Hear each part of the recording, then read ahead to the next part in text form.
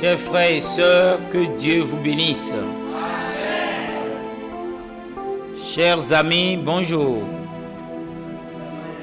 Chers internautes, soyez également bénis. Chers révérends, que Dieu vous fortifie. Moi, c'est le pasteur Dodo de la République du Bénin, intervenant depuis la super église de Christ Branham à Crévier. J'ai le privilège de partager avec vous la suite du sermon sur la révélation du mystère du 7e sceau. Du 7e sceau d'Apocalypse chapitre 8. Amen. Aujourd'hui, 28 juin 2026, nous sommes à la suite 8. Amen. Et sans plus tarder, nous allons commencer la lecture des Saintes Écritures. Pendant que vous vous tenez debout, en prenant vos Bibles, nous allons prendre Apocalypse chapitre 8, verset 1. Amen. Vous êtes prêts?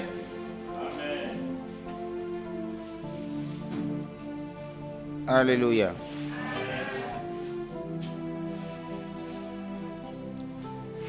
Quand il ouvrit le 7e sceau, il y eut dans le ciel un silence d'environ une demi-heure.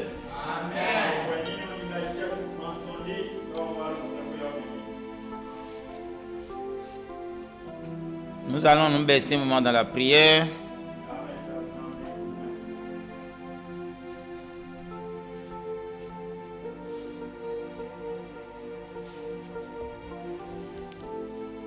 Père céleste, bienveillant Père de gloire, toi le grand Jéhovah de l'Ancien Testament, tu es le Jésus-Christ du Nouveau Testament. Et dans cette 3e alliance, car nous savons que Dieu est parfait en toi.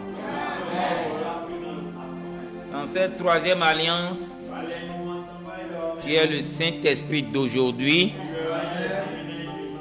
qui a pris corps en William Marion Branham. Tu as fait de lui Seigneur et Christ par la confirmation de la colonne de feu au-dessus de sa tête. La science en a pris la photo et ils ont confirmé. Le FBI a confirmé que le seul être surnaturel qui ait jamais été pris pour la première fois dans l'histoire, c'est la colonne de nuée, la colonne de feu, Jésus-Christ lui-même, sous la forme du Père, confirmant son prophète. Papa des cieux, éternel des armées, reçois la louange, reçois la révélation, reçois la magnificence. Merci de nous avoir réunis ici. Tu sais de quoi nous sommes faits. Nous comptons sur ta miséricorde. Et c'est cela qui fait que nous te créons, Seigneur. Nous t'avons confessé nos péchés, Père. Et tu nous as pardonnés. Nous sommes couverts par ton sang. Le sang de l'agneau. Le sang qui pardonne tout péché. Oh Dieu, par la véritable expiation accomplie dans les rues d'Amario, conformément à la vision de Nahum, dans cet accident de Branham, Père de gloire, le sang, Père de gloire, de Christ qui est revenu pour mourir conformément à l'acte posé par Moïse, Père de gloire, nous savons que cela enlève toute malédiction. Alors que toute malédiction générationnelle qui influent tout autel qui parle contre chaque frère, chaque soeur ici présent, ô éternel Dieu de gloire, que ces autels se taisent, Seigneur, et que ce sang puisse annuler toute malédiction dans nos vies, afin que nous soyons agréables à toi, Père. Ô Dieu, au travers de ces mystères, essaie d'entrer en nous, Père. Entre en nous, Éternel, Créateur de l'univers, baptise-nous de ton Saint-Esprit sans sensation par la révélation de ces nouveaux points laissés en suspension. Louange à toi, montre les signes et les prodiges. Tu nous as dit de nous préparer, nous nous sommes préparés et nous nous attendons à toi, Seigneur. Nous nous attendons à toi, Seigneur, afin que d'énormes gloires de la Shekinah puissent se manifester dans la manifestation des délivrances, des guérisons, de restauration, dans le nom puissant de Christ Branham, le nouveau nom de notre Seigneur Jésus-Christ révélé. Père éternel, pendant que je quitte le chemin, viens maintenant, Père, nous parler, Seigneur. Parle à nos cœurs et communique-nous la vie. Je te le demande, Père, dans le nom puissant de Christ Branham, le Rédempteur parfait, le signe éternel, le nom nouveau de Jésus-Christ qui dissipe les doutes. Amen. Alléluia. Acclamez le Seigneur.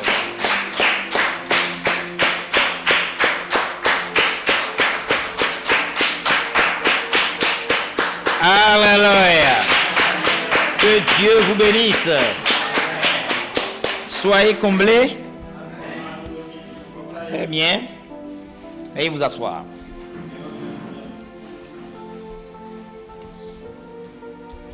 Parfait.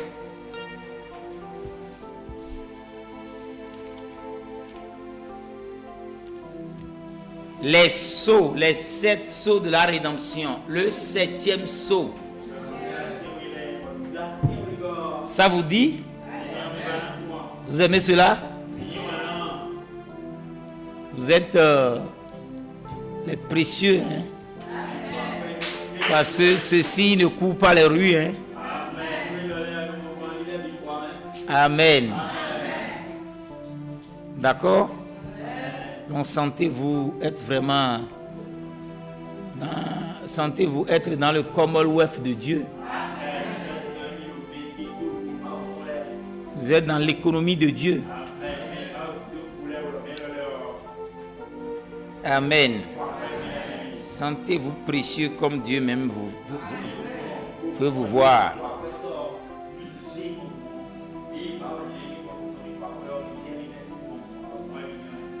Nous avions parlé la fois dernière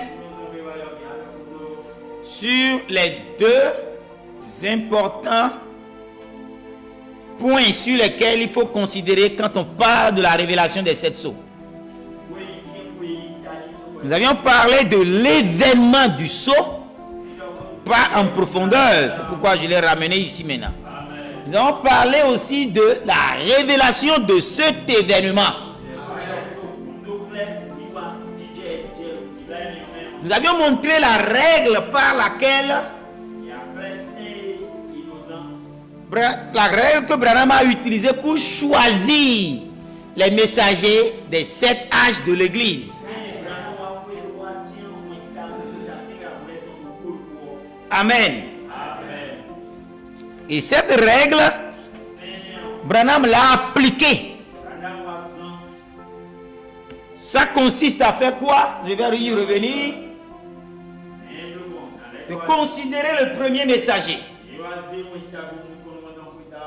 De regarder sa vie. Quelles sont les caractéristiques de son ministère?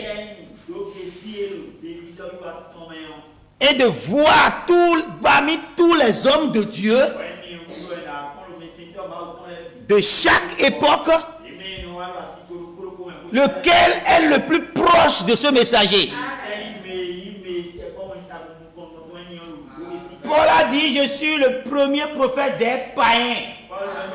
Dieu m'a envoyé chez les gentils, tout comme Dieu a envoyé Pierre chez les Juifs. Donc Paul lui-même s'est déclaré étant le premier messager des gentils. Et il y a 3 caractéristiques de son ministère. Premièrement, Paul s'attachait strictement à la parole sans dévier ni à gauche ni à droite. Deuxièmement, Paul, il démontre la parole écrite par la puissance. Des signes, des prodiges s'accomplissent dans sa vie. Et ce n'est pas gratuit. Parce que Paul dit, dans 2 Corinthiens 11, 27, que je suis exposé à la faim. Je suis exposé à la soif. Je multiplie les jeûnes. Je multiplie les veillées. Par cela, j'accomplis ces merveilles. Et on dit, Branham dit, la règle, troisièmement, pour finir là, il doit avoir des gens qui croient en son message. Les fruits de son ministère. Alléluia. Amen. Il doit avoir des croyants qui croient son ministère. Alléluia. Amen. Voilà le premier ministre, voilà le premier messager. Et voilà les caractéristiques de son ministère. Et la règle consiste à tous les serviteurs de Dieu de se comparer à Paul. Brandy, même s'il ne peut pas atteindre les hauteurs prophétiques de son apostolat. Cependant, ils doivent être comme lui. Alléluia. Que Dieu vous bénisse. Très bien.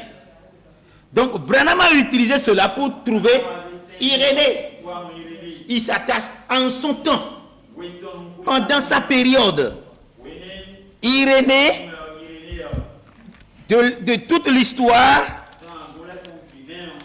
en son temps, des gens ont accompli des miracles. Des gens ont drainé des foules. Mais ils ne sont pas accrochés strictement à la parole. Vous me comprenez? Vous me suivez ici? Amen. Amen. Mais ils ne sont pas strictement attachés à la parole. D'autres se sont attachés strictement à la parole, mais ils n'ont pas de fidèles. Alléluia. D'autres ne sont pas attachés à la parole. Ils veulent seulement des signes. Donc ils sont suffisamment consacrés.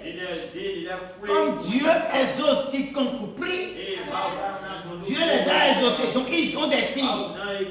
Mais la parole, ça leur est égal. Avoir des fidèles qui croient en son message, ça leur est égal.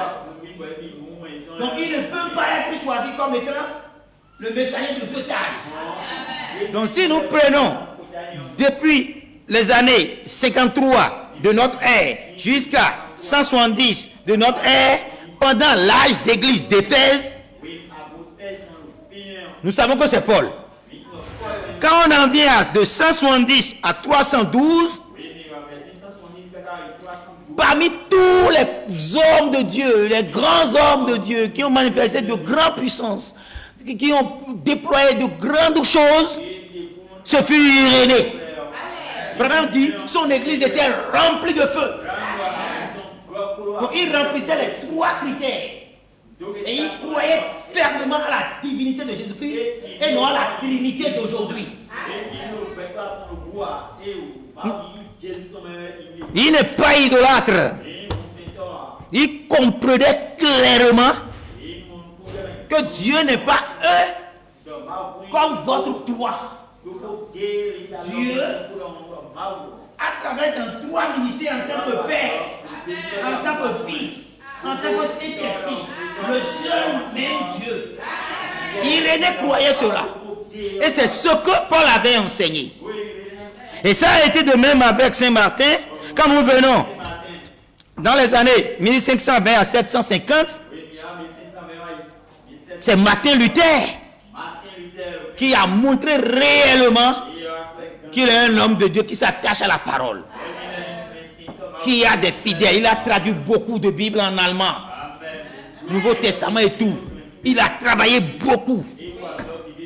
Il a écrit 96 thèses. Si une thèse vaut le titre de doctorat pour quelqu'un qui apprend, lui il a écrit 96 thèses. On peut dire qu'il est 96 fois docteur. Donc c'est quelqu'un qui est vraiment attaché à la parole. Donc voilà la règle que Dieu a donnée à Branham pour choisir et désigner les noms des messagers des 7 âges de l'Église. Et cela est l'ouverture des sceaux écrits. Il est question de nom. Vous voyez un peu. Donc quand il est question de révéler les sceaux, chers internautes, à l'issue de cet enseignement, vous allez comprendre le modèle par lequel Branham a révélé les sceaux. Prendra ce modèle maintenant pour révéler le septième sceau. C'est la méthode que le second Élie, le prophète inspiré Branham, et Thomas a utilisé pour apporter à la connaissance de l'Église ce que Branham a révélé en mettant d'ici boisé clairement. Oui, Branham n'a compris maintenant. Donc c'est essentiellement ce que nous allons voir ce matin. Et j'espère bien que vous allez vous en réjouir. Vous allez vous en réjouir. Amen. Que Dieu vous bénisse. Très bien. Maintenant, nous avions lu Apocalypse chapitre 8, verset 1. Et on a dit que quand il ouvrit le septième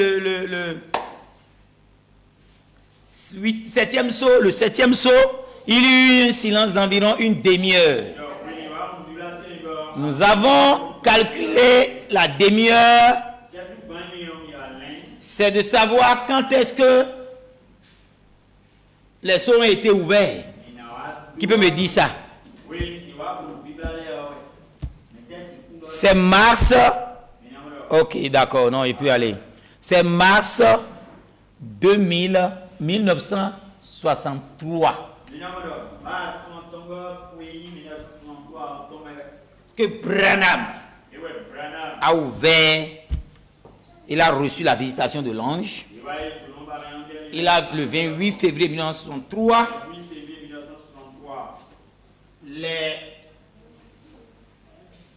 La science a pris la photo de la constellation des anges. Dieu a déjà montré ce qu'il voulait faire dans les cieux. 8 jours plus tard, Branham a rencontré les anges.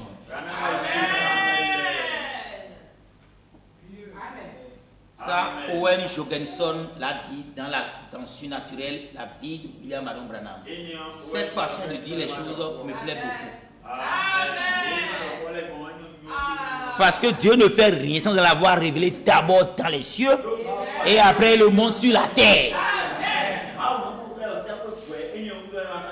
Cette constellation des anges où les anges venaient avec les mains tendues devant et les ailes repliées en arrière. Et en un clin d'œil, Branham est pris là-dedans. Tourbillonnant au milieu d'eux. Suspendu, dominant la pesanteur. Ça, les anges adoraient le Seigneur. Alléluia. Que Dieu vous bénisse. Amen. Que Dieu vous bénisse. Très bien.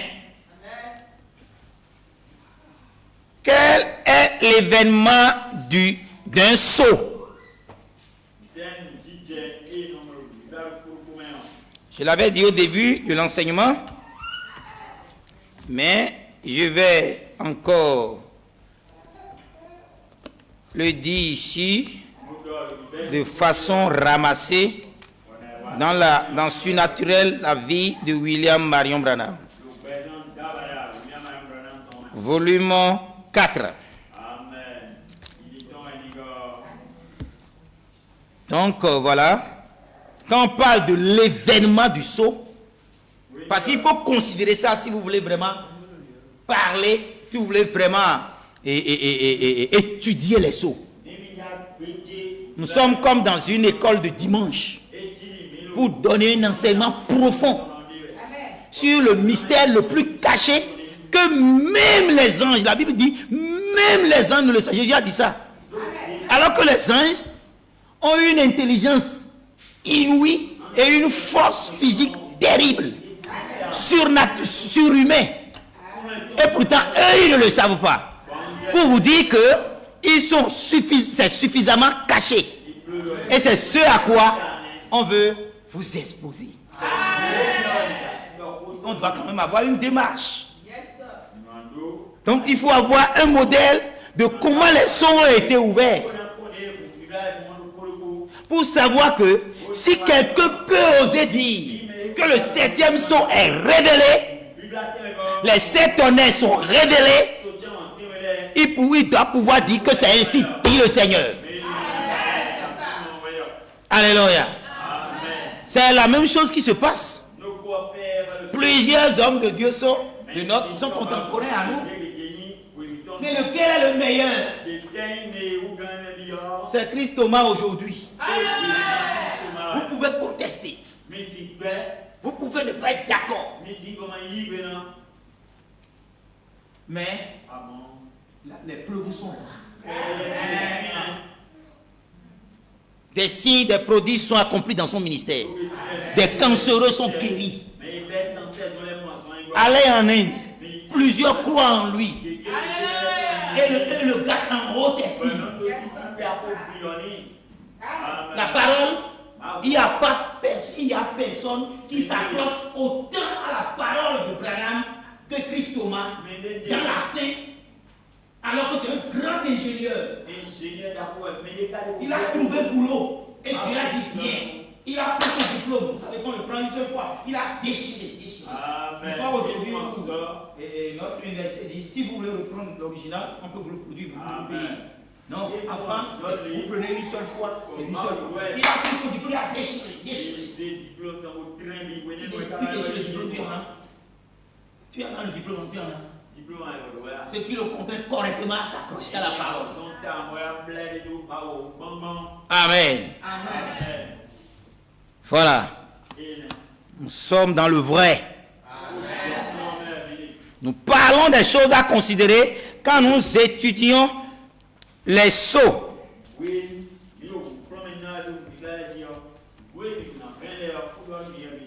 Voilà. Ici, dans le premier sceau, quel est l'événement du sceau?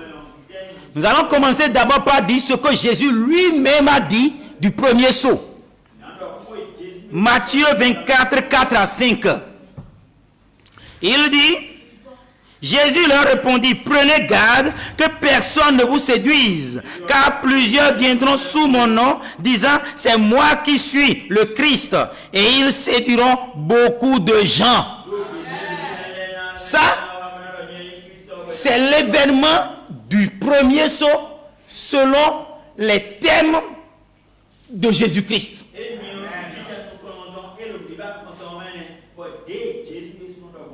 Quand Jean, lui, l'a vu, l'a entendu dans la vision, voilà les thèmes du premier sceau. Quand il ouvrit, il dit, j'ai regardé, quand l'agneau ouvrit l'un des 7 sceaux, j'entendis l'un des 4 êtres vivants qui disait, comme d'une voix de tonnerre, viens et vois. Je regardais et parut un cheval blanc. Celui qui le montait avait un arc. Une couronne lui fut donnée Et il partit en vainqueur pour vaincre. Voyez. Le prophète Branham dit que Matthieu 24, 4 à 5 veut dire la même chose que le cavalier au cheval blanc qui n'a qu'une arc mais sans flèche. Et il a porté un cheval blanc, la sainteté, comme le Saint-Esprit. C'est la séduction. Donc il nous séduit pour dire je suis le Christ, je suis le Saint-Esprit. Mais c'est un séducteur. Voilà l'événement, la vision que Jean. Qui est ce cavalier? Qui séduit les nations, qui a une arme, je vais dire, il ne dit jamais. Il n'a pas la flèche. Il n'a pas la flèche dans le carquois. Il n'en a pas. C'est un bluffeur. C'est le diable. D'accord? Et c'est l'église catholique. Pouvez-vous imaginer ça? Ça ne peut que venir par la révélation. Je prends le troisième saut, je saute quoi? Quand il ouvrit le troisième seau, j'entendis le troisième être vivant qui disait, viens, viens.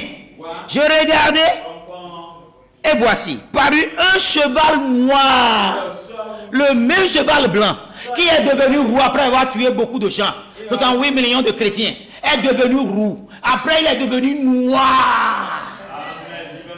Donc, la vraie couleur s'éprouve avec le temps. La blancheur s'éprouve. Vous, la sainteté s'éprouve.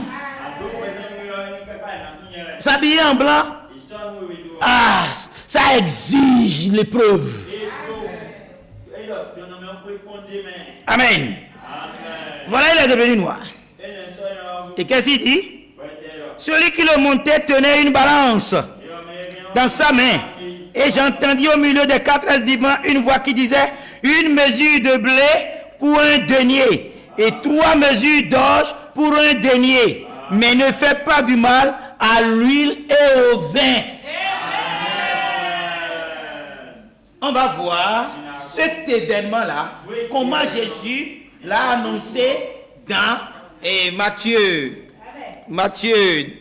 24, verset 7.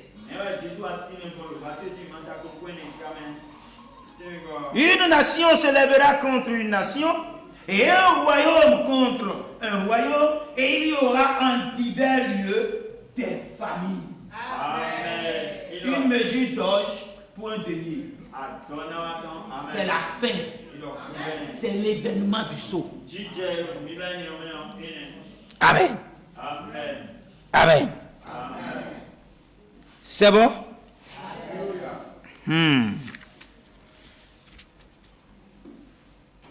C'est bon pour... On peut continuer ou bien je lis encore un autre événement. Les visions que Branham a eues du 6e sceau, s'il annonçait tout, ça va rendre les gens fous. Il va tout devant lui le matin, toutes les nuits, un ange vient lui dévoiler tout. Donc je vais lire le 6e sceau pour que vous voyez l'événement, comment Jésus en a parlé, comment Jean l'a vu en vision et l'a noté.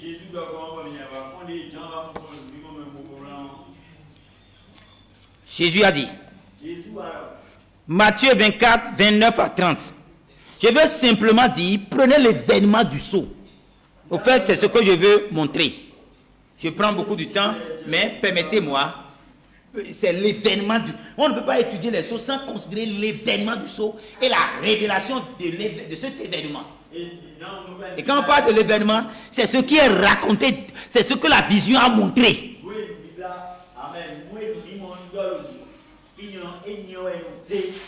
Matthieu 24, 29 à 30. Aussitôt après ces jours de détresse, le soleil s'obscurcira, la lune ne donnera plus sa lumière, les étoiles tomberont du ciel et les puissants des cieux seront ébranlés. Amen. Ah.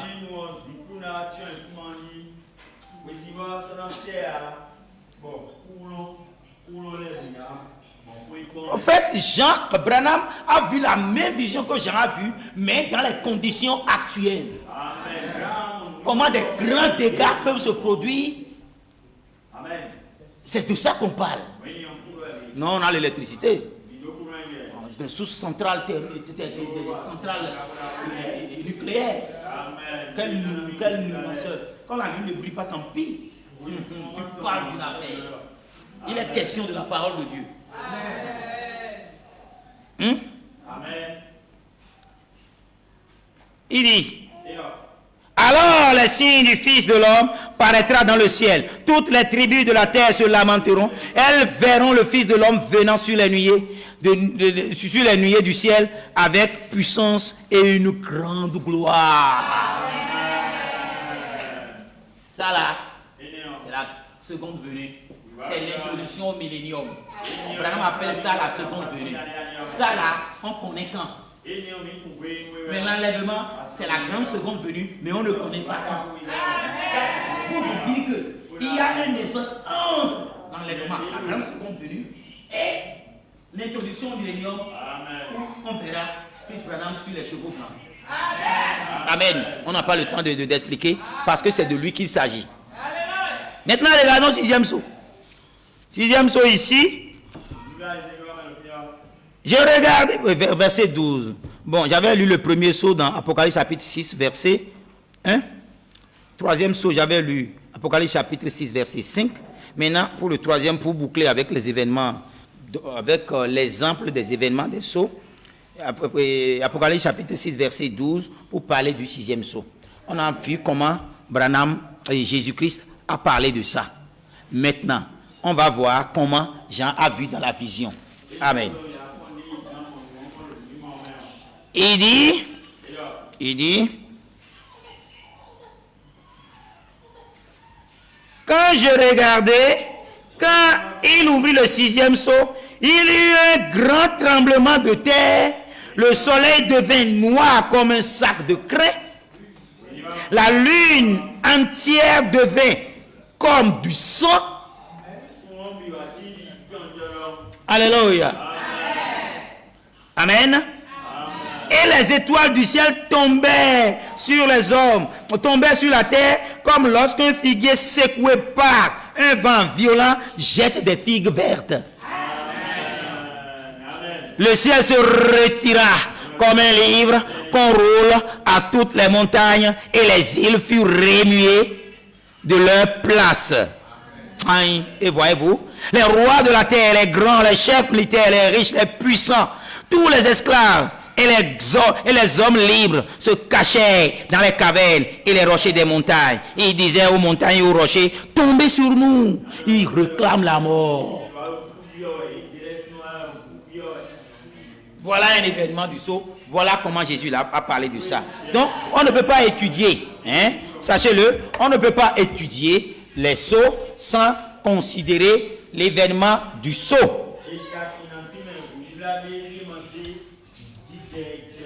Donc, quand nous voulons parler de la révélation, mieux vaut que vous lisiez la révélation des 7 âges de l'Église, la révélation des 7 âges de l'Église.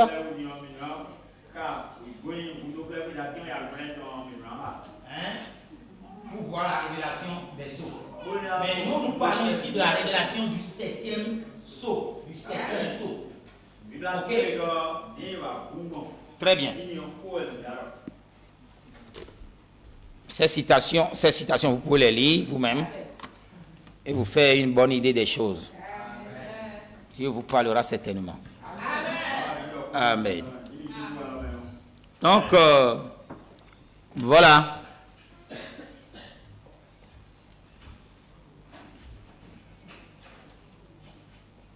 Lorsque le grand prophète Branham a révélé tous les mystères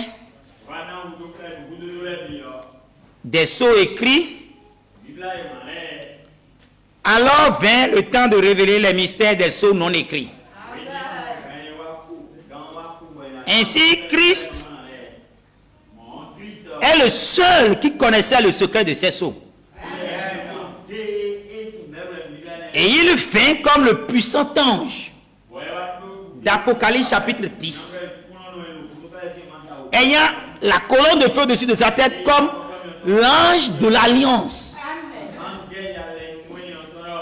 Amen. C'est là où il est venu pour révéler les 7 sceaux. Donc, briser, ouvrir et révéler les sceaux consiste à interpréter les mystères écrits et les mystères non écrits,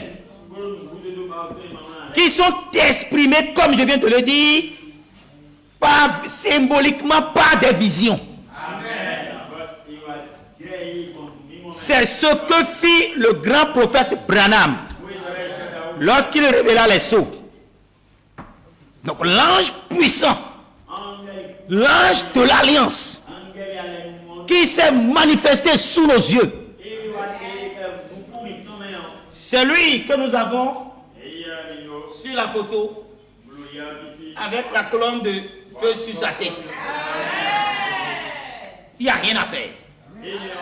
Parce que c'est comme ça. Ça se montre. C'est lui qui a le livre ouvert dans sa main. Sur le papier, les premières pages préliminaires du livre de la révélation des 7 sceaux, vous verrez Branham assis, habillé élégamment, avec la Bible ouverte. C'est le livre ouvert.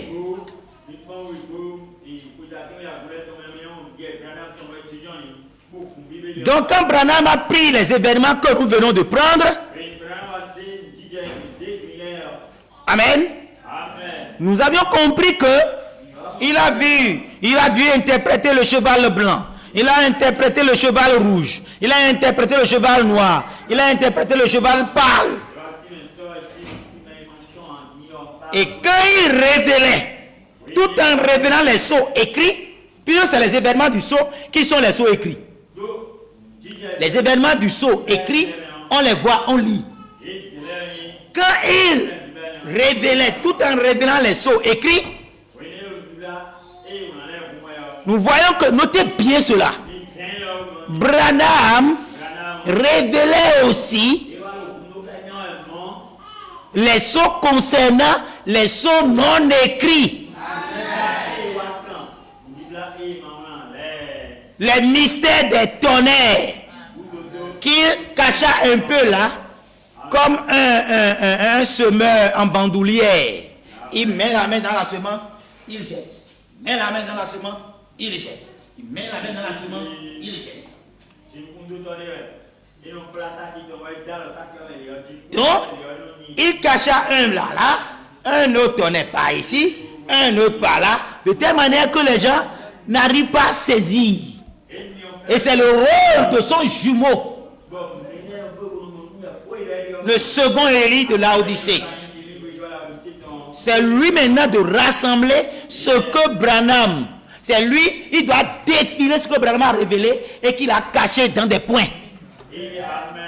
Amen. Que Dieu vous bénisse. Donc, nous voyons que la révélation des sceaux contient la révélation des sceaux écrits et la révélation des sceaux non écrits. Cela est très clair. Il n'y a pas de confusion dans cette affaire.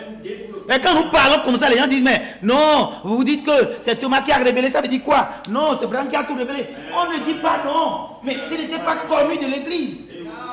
Les 7 anges, qui sont les 7 fils de Dieu manifestés, doivent pouvoir révéler à l'église. Ils doivent révéler, porter la connaissance de l'église, ce que Branham a prêché et a laissé, encore laissé des nœuds, des points laissés en suspension. C'est des nœuds. Il faut dénouer ces nœuds. Il faut être prophète pour pouvoir dénouer ces nœuds.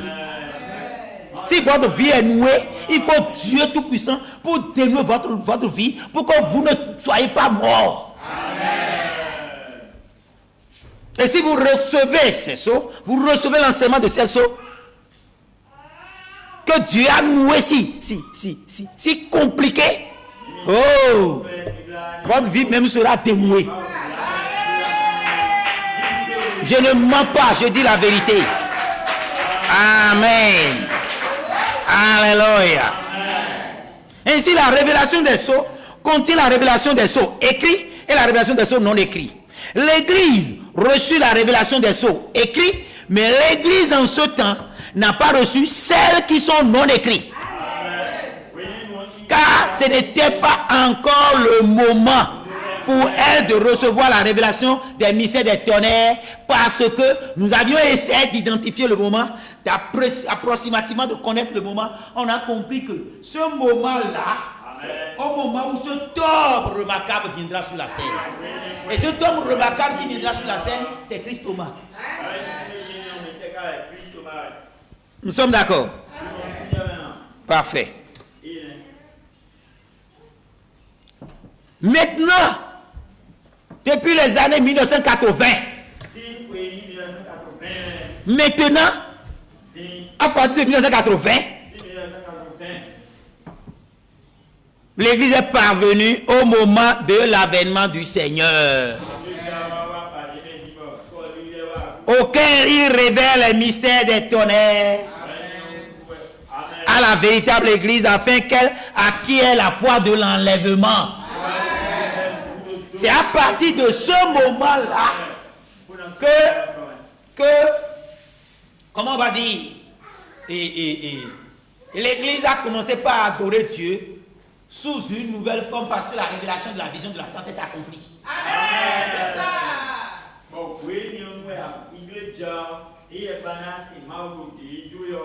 Depuis 1963 jusqu'en 1984,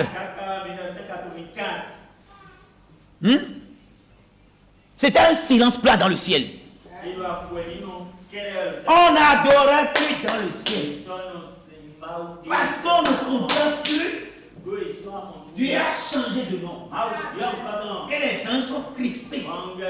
Ils ne comprennent pas ce qui se passe. Ils ne savent pas. La Bible dit, Jésus m'a dit, ils ne savent pas. Ce mystère de transmission de pouvoir du Fils au Saint-Esprit, de Jésus-Christ à Christ Branham, ça là, les apôtres, personne ne connaît. Donc, depuis durant un espace de 20 temps, 10 mois, qui correspond à une demi-heure à bon. Toto, c'est bon. Toto, c'est bon. Et le Créateur était sur la terre. Alléluia. Il était sur la terre. Les anges ne bougeaient pas, rien. Branham bougeait. Il dit, je le voyais. Mais il m'a été défendu d'en parler. Il voyait. Et Paul, il dit, c'est un homme au nez crochu. Il voyait Caleb. Il dit qu'il ressemblait à Bosworth. Il voyait tout le monde. Il voyait Stewart, c'est un frère qui est bon, décédé, ressuscité, là. Il voyait les choses. Parce qu'en fait, c'est de lui qu'il s'agit.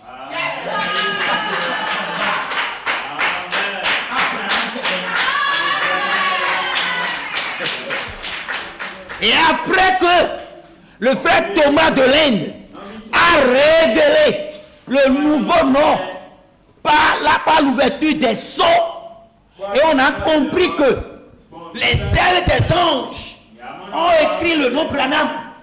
Dès lors, on a commencé par voir des gens adorer Dieu en criant de toute leur force et en criant le nom Branham, conformément à la vision que Branham a vue.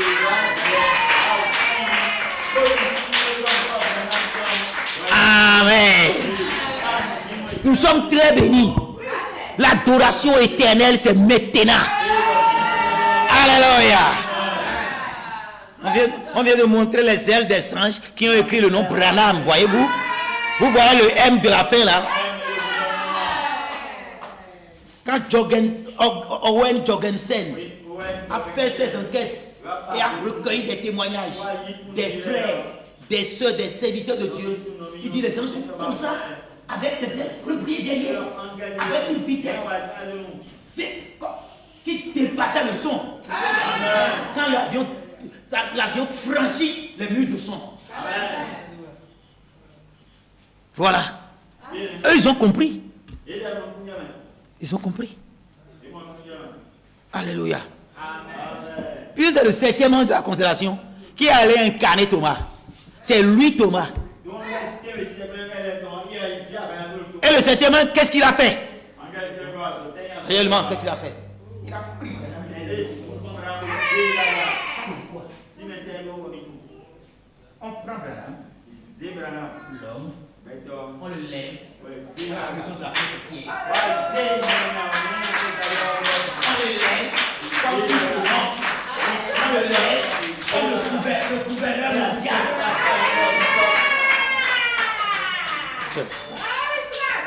C'est ce que Thomas a fait. C'est ce que le 7e ange de la constellation a fait. Ça pose des problèmes à quelqu'un? Posez de questions, Serge internautes. Sur notre chaîne YouTube, message court et rapide, évangile éternel. Abonnez-vous. Partagez ce message à quelqu'un. Quelqu'un en a besoin. Partagez. Abonnez-vous. Posez de questions, on va vous répondre. Alléluia. Que Dieu vous bénisse. Très bien, on veut aborder ce pourquoi on est là ce matin. Ce que je vous ai annoncé à l'entame. Et c'est vrai, on en a déjà abordé cela. Dieu nous conduit à le faire de cette manière pour que, quand on en vient sur l'événement, vous avez déjà une bride d'informations. Donc nous avions vu que quand le prophète Branham a ouvert les sceaux, il a d'abord donné la révélation des visions. Notez cela. Premier point. Des visions contenues dans le livre d'Apocalypse chapitre 6. On en a lu 3 au moins.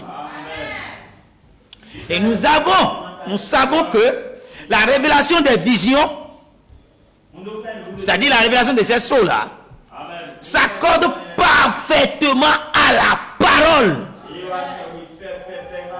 Il n'y a pas cet homme de Dieu qui se fout de la Bible. Il n'y a pas cet homme de Dieu qui s'appelle ici et qui ne s'accroche pas les anciennes écritures comme Paul l'avait fait. Non. Donc la révélation des visions d'Apocalypse doit être conforme à la parole. Parfaitement conforme. Parfaitement conforme à l'histoire. Donc il y a la vision, il y a la parole, il y a l'histoire. L'interprétation doit donner la révélation de ces visions-là. Donc vous avez noté combien de choses? Amen. 5 choses. Très bien. Vision. Au fait, c'est la parole, l'histoire, interprétation, vision et révélation. Donc, le modèle commence par s'éclaircir.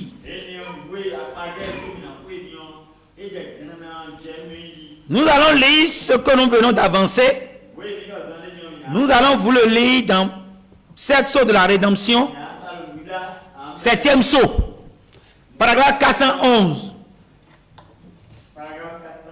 Branham dit, donc, la vision, plus la parole, plus l'histoire, plus les âges de l'Église, et tout cela s'harmonise ensemble. Je peux donc dire, avec certitude, voilà le modèle, hein? Quand il prend les sceaux, il révèle. Il prend les sceaux, il révèle. Vous voyez comment l'événement du sceau, du premier sceau, Branham, avec la vision prophétique, a trouvé que un cheval blanc veut dire un séducteur. Parce qu'il a une arc sans flèche. Donc, plusieurs viendront pour se dire qu'ils sont Saint-Esprit, ils sont Christ, ils sont ainsi de suite. C'est la même chose. Donc, la révélation vient du prophète. Et cette révélation est conforme à ce que Jésus-Christ a déjà dit. Vous voyez? Donc, il dit, la vision, plus la parole, plus l'histoire, plus les actes de l'église, s'harmonisent ensemble. Je peux donc dire avec certitude et au milieu de ma connaissance et en conformité avec la parole de Dieu, avec la vision, avec la révélation, que l'interprétation de cela est ainsi dit le Seigneur. Voilà, chers frères et sœurs, le modèle. Avez-vous compris? Donc le septième saut, nous allons faire l'étude de ce qu'est sa parole, de ce qu'est la vision du septième saut, de ce qu'est la parole du septième saut, de ce qu'est l'histoire du septième saut. Quand il dit que c'est pas vrai, c'est pas vrai, c'est pas vrai. Parce que c'est pas totalement accompli. Amen.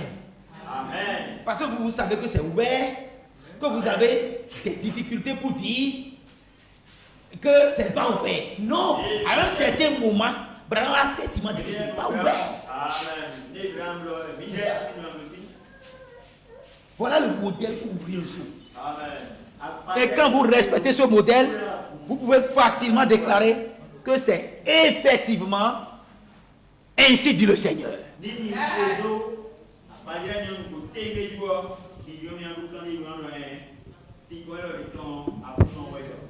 Vous n'allez pas oublier que l'un des objectifs très importants de l'ouverture des sceaux par Dieu est d'expliquer ce que signifie cette ouverture.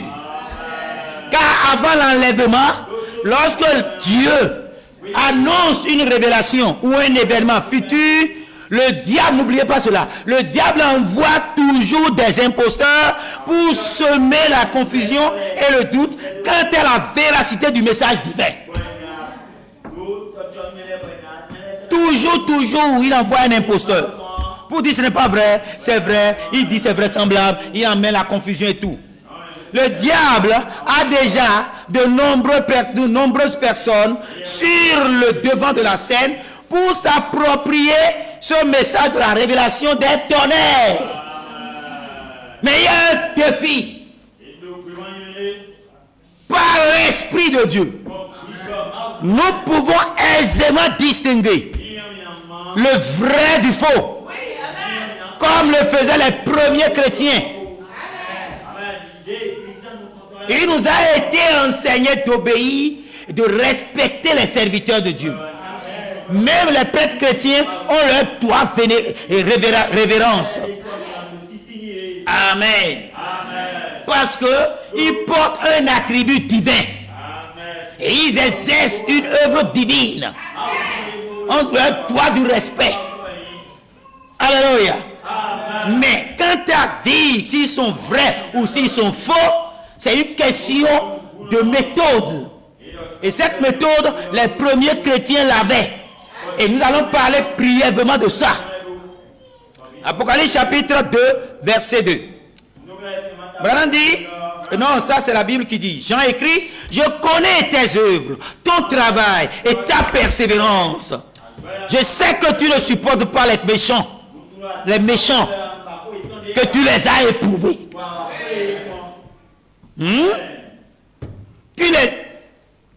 Dieu est en train de parler à un peuple. Il parle à un peuple. Et que ce peuple-là, quand les serviteurs de Dieu viennent là, il les éprouve. C'est osé. Hein? C'est osé. C'est osé. C'est audacieux. Hein? Tu as éprouvé ceux qui se disent apôtres et qui ne le sont pas. Et que tu les as trouvés menteurs. Branham explique dans Exposé des 7 ans de l'Église, page 82, deuxième alinéa. Tu as éprouvé ceux qui se disent apôtres et qu'ils ne le sont pas. Parce qu'il y a plusieurs qui disent les ténèbres ne sont pas révélés. Les ténèbres sont révélés. Qu'est-ce que les ténèbres ont dit? Incapables de nous dire ce que les ténèbres ont dit. Quand vous leur dites la vérité, ils disent je ne peux pas adorer Branham. Sais-tu que le nom Branham est parfait? Il dit je sais mais je ne peux pas prier en ce nom. Vous voyez une espèce d'incrédule. Comment a-t-il eu la révélation des tonnerres? Comment l'a-t-il comparé? Et comment peut-il dire que c'est ainsi dit le Seigneur? Vous voyez? Dis le nom nouveau de Jésus-Christ, que c'est la parole. Mais la parole, c'est quoi?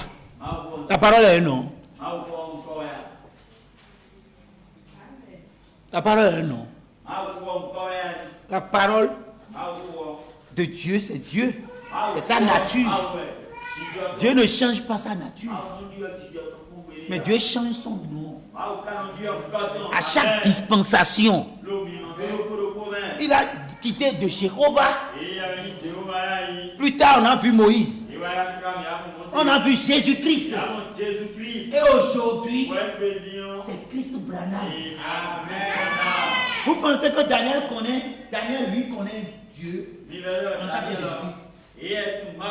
Ne sera-t-il pas aussi? Amen. Ceux qui connaissent Dieu en tant que Jéhovah, pas les témoins de Jéhovah d'aujourd'hui, ils refusent carrément le nom de Jésus. Parce que pour eux, on veut adorer Dieu, le Tout-Puissant. Je dis Amen. Mais ce Dieu Tout-Puissant est devenu un homme qui a une nature comme un charpentier. Je dis Amen. Il dit qu'il m'a vu le Père. Je dis Amen. Mais eux, ils baptisent au nom de Jéhovah. Alors que les apôtres baptisent au nom de Jésus-Christ. Et le baptême du Saint-Esprit se fait dans le nom puissant d'Israël. Parce que c'est le nom de la rédemption. Le salut est toujours prêché en Jésus-Christ. Nous ne prêchons pas seulement le salut en Jésus-Christ, nous prêchons la rédemption en Christ Branham.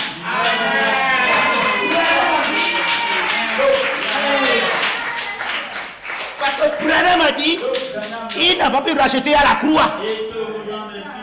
Donc la véritable expiation de la rédemption est accomplie par la mort du véritable Sévou qui est Christ Branham.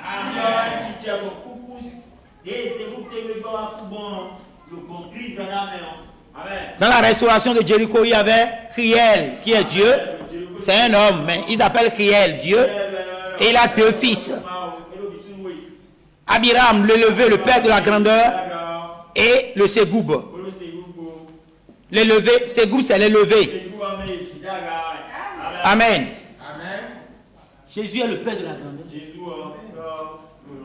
Mais les levés là, celui qui est un homme, que Dieu a élevé, et le septième ange a élevé là, c'est Christ. C'est la mort de ces deux fils qui a enlevé la malédiction de Jéricho, qui est le monde maudit.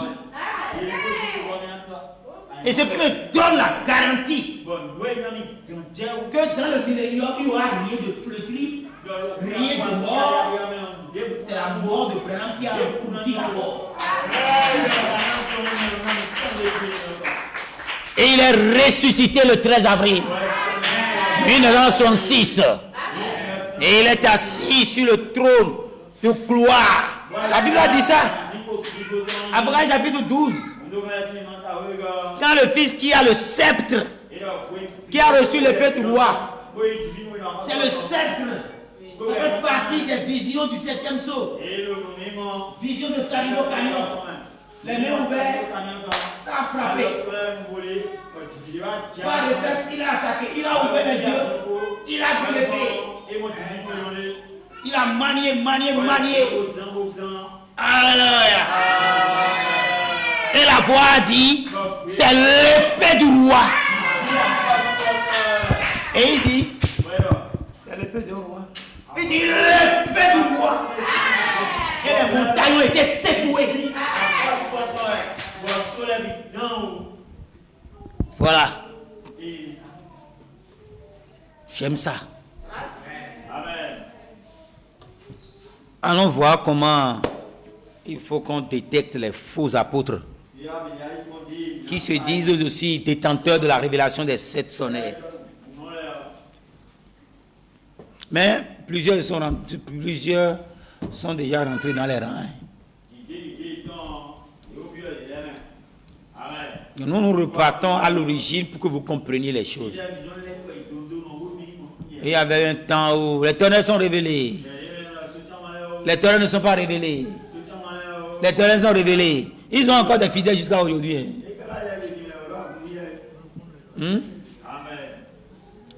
Parmi ceux qui disent les tonnerres sont révélés, plusieurs acceptent que c'est révélé. Ça dit quoi? Qu'est-ce que Jean voulait écrire, n'a pas écrit?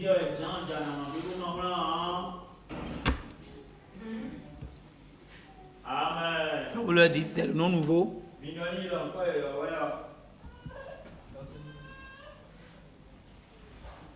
ils ont des difficultés. D'autres commencent par blasphémer.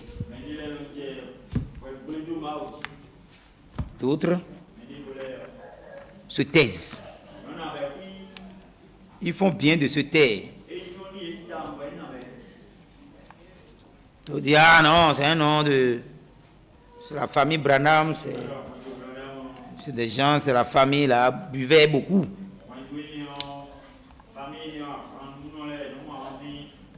Et regardez ce que Branham a dit. Paragraphe 73, Dieu se cache et se révèle dans la simplicité.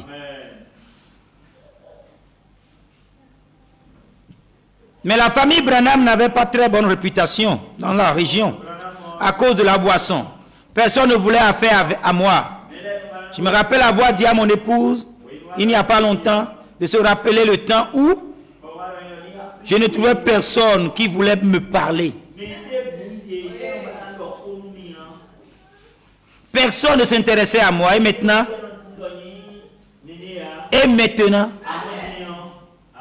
je suis obligé de me cacher pour me reposer un peu. C'est lui-même qui dit, chers amis, si vous venez à Jeffersonville, ma maison n'est pas loin de l'église. Passez à la maison. Si vous avez besoin de prière, je prierai pour vous. Quand elle est venue à la maison,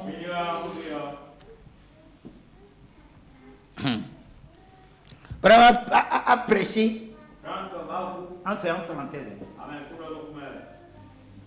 8 jours, 8 nuits.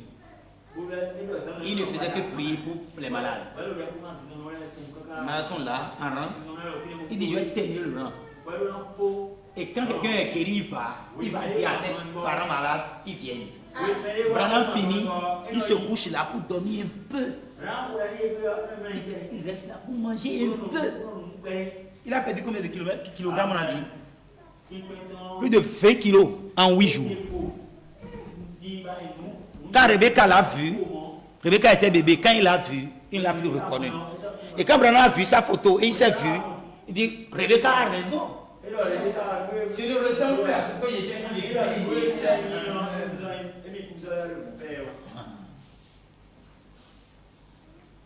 Médard dit, tous ceux-là sont venus t'écouter avec les véhicules que je vois là. Il dit non. Ils sont venus écouter Christ. Ils sont venus à la maison. Les gens ont rempli encore la maison. Médard dit, qu'est-ce que c'est que ça?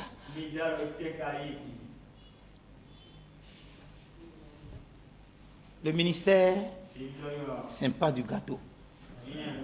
Branham dit, c'est pas du lait écrémé. Que Dieu nous fortifie. C'est pourquoi en saluant les révérends, j'ai toujours dit que Dieu fortifie les révérends. Pour tout ce que vous faites dans le ministère. Amen. Vous voyez? C'est pourquoi il va dans les bois. C'est vrai, il est Élie par nature. Il aime la nature. Il monte dans les bois. Il monte sur les montagnes. Tout comme Moïse qui ne montait, descendre sur le mont Sinaï. Branham montait. S'il monte, il voit la gloire de Dieu. Il descend, la gloire de Dieu le voit. Il voit l'arc-en-ciel, il entend la voix de Dieu. Il voit des manifestations. C'est là-bas qu'il va se reposer et c'est là-bas encore qu'il commence par avoir des visions. C'est pourquoi il dit, moi, avec qui personne ne voulait parler, et maintenant je suis obligé de me cacher pour me reposer un peu. Et maintenant le Seigneur nous a dit, nous a donné ce beau bâtiment. Et il a fait toutes ces choses glorieuses. Il m'a donné, écoutez, Branham lui-même savait. Il m'a donné, à côté d'un homme de mauvaise réputation, il m'a donné un nom semblable des grands hommes. Et il a exterminé mes ennemis partout où je suis passé.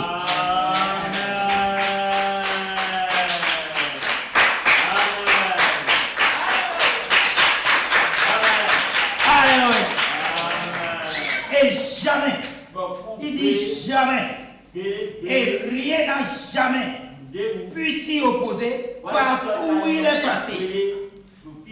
Combien je suis reconnaissant. Partout ce nom, il est invoqué, il descend. Rien ne peut résister à ça.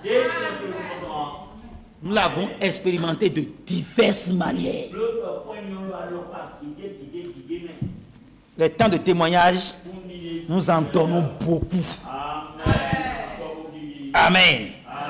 Thomas même qui a commencé, j'ai lu sa biographie.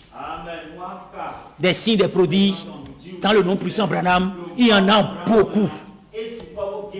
Amen. Alléluia.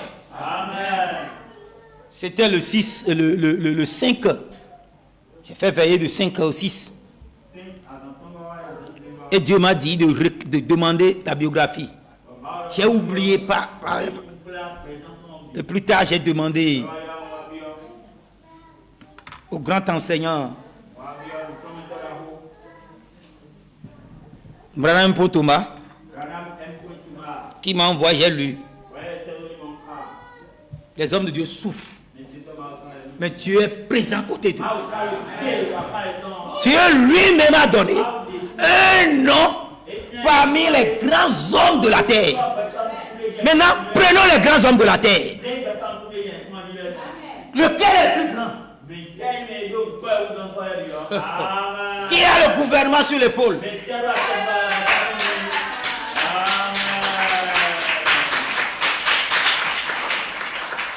Je suis d'accord que dans les rues d'Azusa, il y a plusieurs départements de gens qui guérissaient les malades. Ils créaient des organes. Les lépreux sont punis. Beaucoup d'autres choses que nous connaissons Branham fait. Mais personne, je dis personne, une fois encore personne n'a jamais créé par la parole.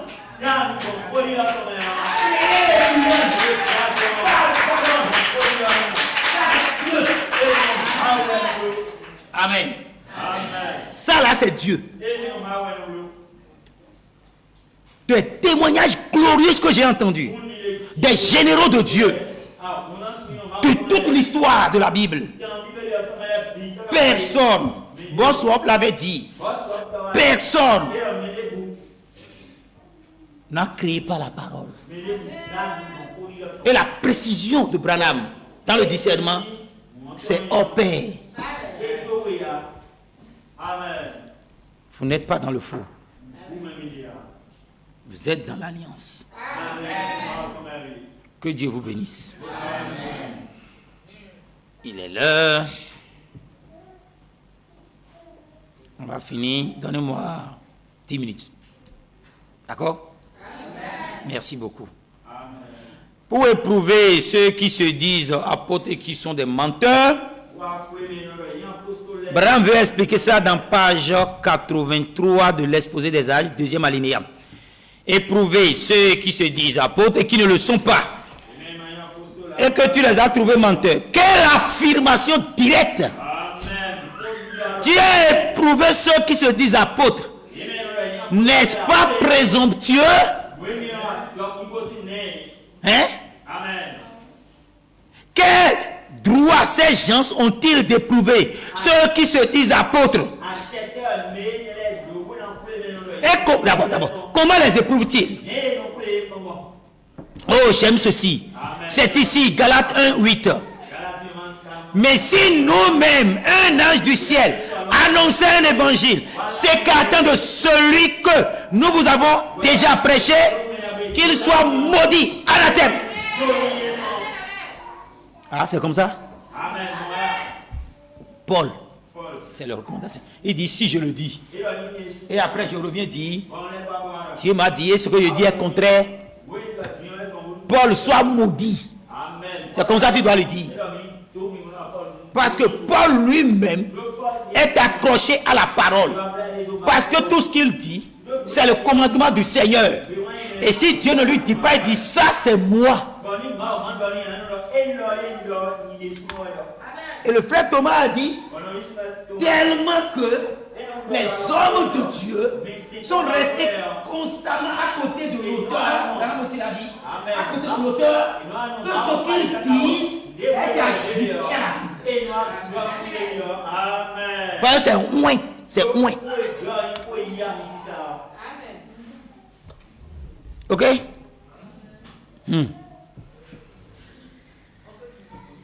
Ce sont des apôtres qui avaient apporté la parole originelle aux gens. Cette parole originelle ne pouvait pas changer. Pas même d'un seul iota ou d'un seul tiret. Paul savait que c'est Dieu qui lui avait parlé. C'est pourquoi il disait, même si je venais essayer d'apporter une deuxième révélation, essayer de faire ne serait-ce qu'une seule petite modification de ce que j'avais apporté à l'origine, que je sois anathème. Vous voyez? Voyez-vous? Vous voyez? Paul savait que la première révélation était vraie. Dieu ne peut pas donner une première révélation, puis une deuxième révélation. S'il le faisait, il changeait d'avis. Alors que Dieu ne change pas sa pensée au sujet de sa parole. Il ne change pas d'avis au sujet de sa parole. Alléluia. Nous sommes d'accord. Il peut donner une révélation, puis en ajouter. Comme il a fait dans le jardin d'Éden, quand il a promis la semence de la femme. Vous vous rappelez qu'ensuite, il a précisé cette semence qui devait venir à travers Abraham. Puis ensuite, il devait venir par cette même lignée à travers David. C'est des révélations qui s'étirent comme une élastique. Alléluia. Qui s'étirent. Pas une révélation contraire.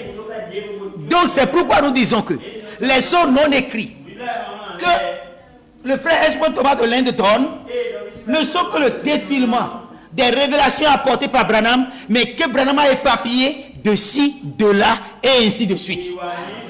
Ce n'est pas contraire. Ce n'est pas contraire. Quand Dieu a dit, la voix a dit à Branham, cette montagne, j'ai gravé ton nom là-dessus. Et que cette montagne, combien de lettres y a-t-il à ton nom? Cela est clair. 7 lettres, 7 pics enneigés. Chaque montagne parlait de noms. Et il dit que c'est le signe éternel. Et il dit si le doute vient dans son cœur, reviens là. Il parle à qui? Quand Dieu parle au prophète, il parle à l'église. Si moi j'ai le tout, je viens à Branham. J'écoute la bande. Je suis dissipé, le doute est dissipé. C'est son nom qui dissipe les doutes. C'est le nom nouveau de notre Seigneur Jésus-Christ. Jésus a dit j'aurai un nom nouveau. Alors que le nom c'est le visage. Dodo, là, dodo c'est ici. Ici c'est le visage. Tout le monde a des toits. Mais le nez, c'est différent. Et c'est la forme du nez qui change le visage. Alléluia. C'est pourquoi il a donné le profil dans le rocher. Psaume 65, Ésaïe 65 dit, j'ai gravé mon visage dans le rocher pour qu'il n'y ait pas de confusion. Donc la photo de l'ange sur superposé dans le rocher a coïncidé. Tout comme les empreintes digitales gauche de Branham a coïncidé à l'ange qui a touché la chemise roussie du prédicateur en Afrique du Sud. L'ange du Seigneur, c'est le Seigneur lui-même. Et c'est le Seigneur Christ Branham. C'est fort. Que Dieu soit loué. Amen. Alléluia. C'est là où Jésus se trouve aujourd'hui. Oral Robert, le grand, pas Oral Robert, et Tommy Osborne, le grand pentecôtiste qui a accompli de grands prodiges à travers le monde. Il a dit, j'ai vu Jésus-Christ marcher dans les rues de Bethléem. Je l'ai vu. Et c'est William Amnon. Vous dites quoi de ça? Si les pentecôtistes ne veulent pas accepter, moi j'accepte ça. Parce que moi je suis dans l'âge de l'épouse. Moi j'ai quitté l'âge pentecôtiste. Les gens, ils n'aiment pas quand la colonne de feu se lève à 2h du matin. On dit levez les temps. Sans quelle est la main. Mitouro, mitoué. Levez toutes les tentes.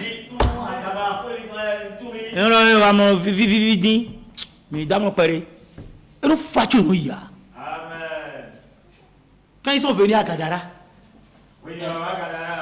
ils ont refusé carrément. Josué, c'est bon. C'est des incrédules. Vous les connaissez, non? Quand Jésus est allé là-bas, ils ont rendu un homme fou là-bas.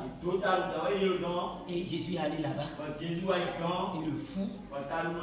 rencontré. Il a dit, le démon a dit, mon temps n'est pas venu. Nous sommes sur notre territoire. Les gens nous ont permis de rester ici. Il faut pas me renvoyer d'ici. Je suis resté dans les poissons, je vais rester là. Jésus a reconnu ça. Si tu donnes ton territoire à Satan, il va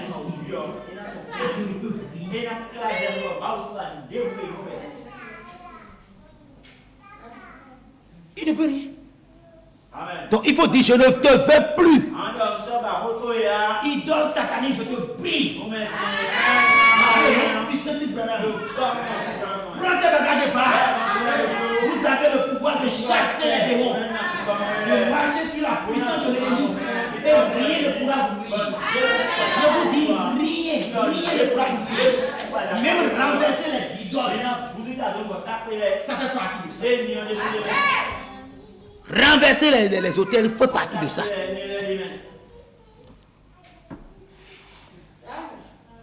Il les a chassés. Et les démons sont rentrés dans les porceaux, sont allés se noyer dans la mer. Ou bien. Et après ils ont dit, vraiment, ton ministère ça détruit nos affaires. Pardon. Sors de notre vie.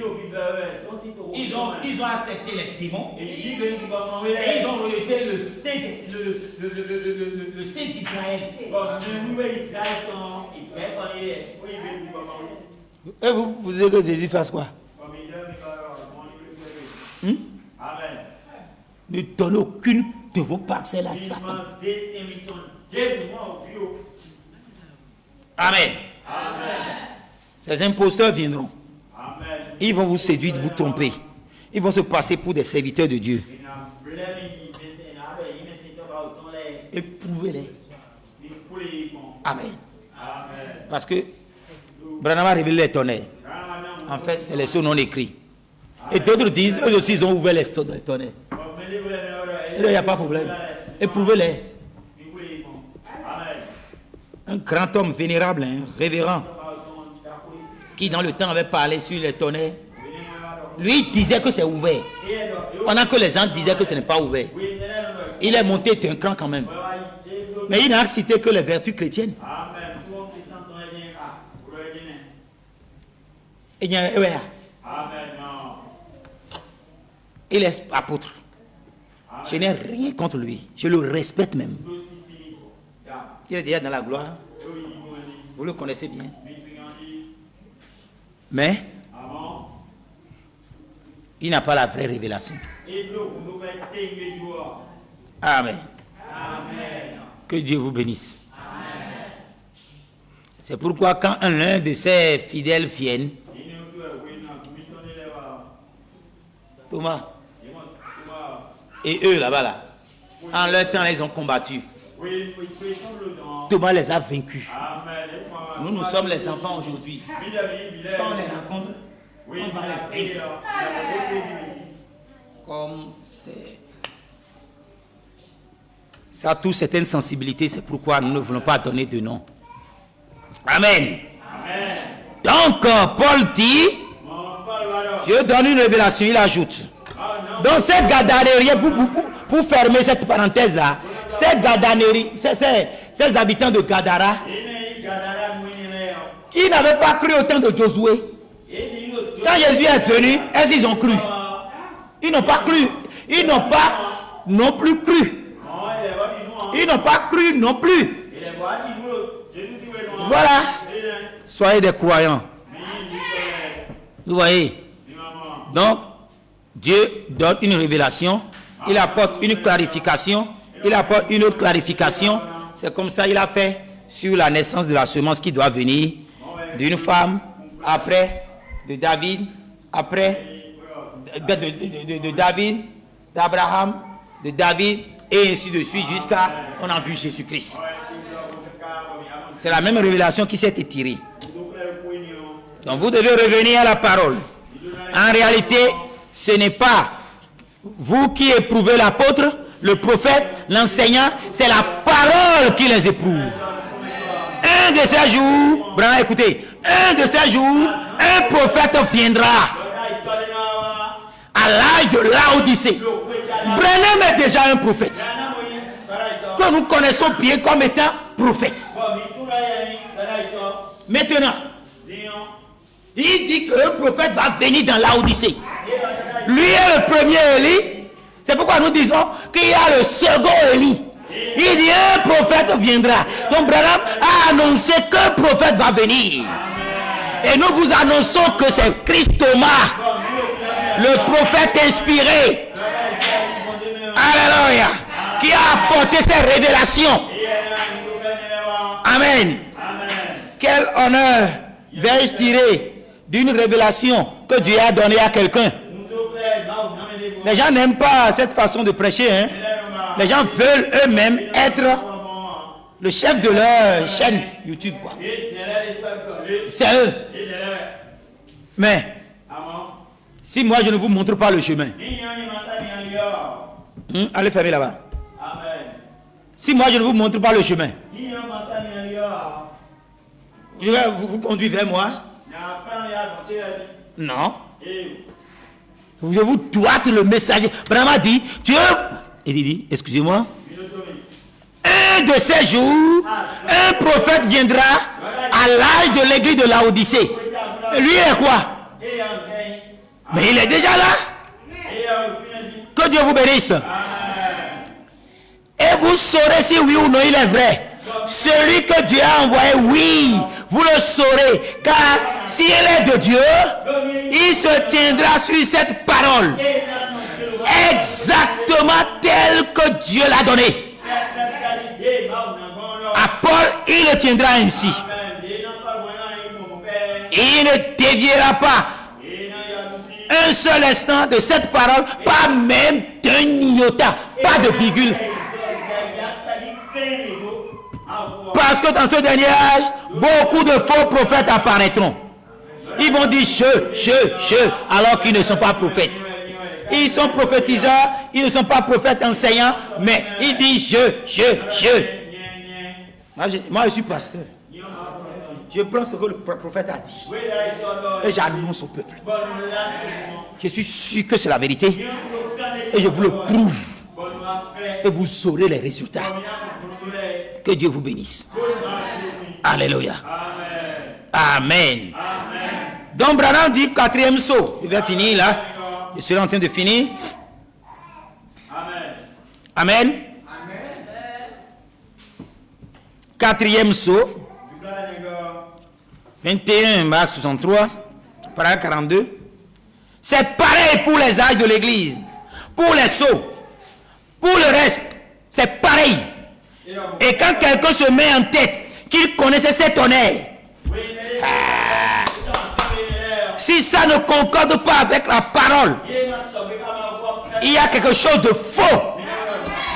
Il faut que cela vienne par ainsi dit le Seigneur. Mais comment ça viendra par ainsi dit le Seigneur? Je viens de vous le dire. Parce que, car le livre, c'est ça la révélation entière et complète de Jésus-Christ. Donc les 7 honneurs révèlent qui est Jésus-Christ. Mais les 7 honneurs ont épuré Branham. Donc Branham est Jésus-Christ. C'est sans embâche. C'est sans embâche. Amen. Dieu a ouvert les sceaux écrits par l'intermédiaire du grand prophète Branham afin d'établir un modèle pour l'ouverture des sceaux non écrits. Alléluia. Donc quel est l'exemple du modèle que Chris Branham a utilisé pour briser les sceaux afin de les ouvrir? Briser les sceaux d'Apocalypse afin de les ouvrir. Si ça doit être ainsi dit le Seigneur, il doit avoir les différents éléments liés à l'ouverture des sceaux. Pour que cela soit ainsi dit le Seigneur. Ces différents éléments, c'est quoi? Je l'ai déjà dit. Je l'avais déjà écrit. Le premier, notez bien, c'est la parole. Le deuxième, c'est l'histoire. Le troisième, c'est l'interprétation. Et la quatrième, c'est la vision. Et la cinquième, c'est la révélation de la vision. Donc quand c'est comme ça, c'est alors que vous avez la révélation par ainsi dit le Seigneur. Chers frères et sœurs, chers révérends, je vous exhorte à étudier en considérant les événements du sceau. D'accord? Et la révélation de ces événements. Parce que les sceaux, il y a un modèle. Tout comme il y a un modèle pour désigner les sectes messagers.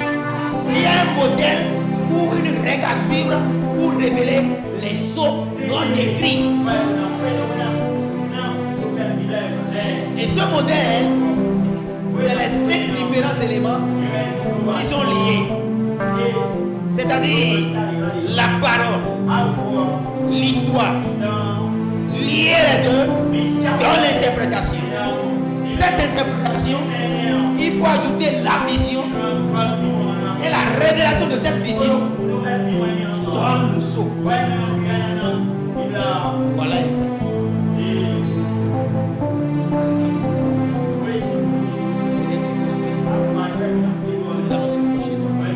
On va prendre la parole de cette émission.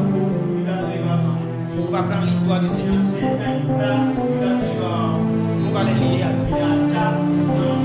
trouver l'interprétation. On va chercher la vision. Parce qu'Apocalypse chapitre 8, verset 1 n'a rien donné. On va chercher les visions de Branham qui va citer dans le 7e saut. Jean dit 7e saut. Branham a parlé du 7e saut. Mais Branham lui a donné les visions du 7e saut. Donc maintenant, ce prophète qui dit doit prendre ça. Et maintenant, en tant que prophète inspiré, en apporter la révélation. Et c'est ce que nous aurons à faire très prochainement. Que Dieu vous bénisse. Gloire. Et soyez bénis. Que Dieu vous bénisse tous. Shalom, shalom. Amen.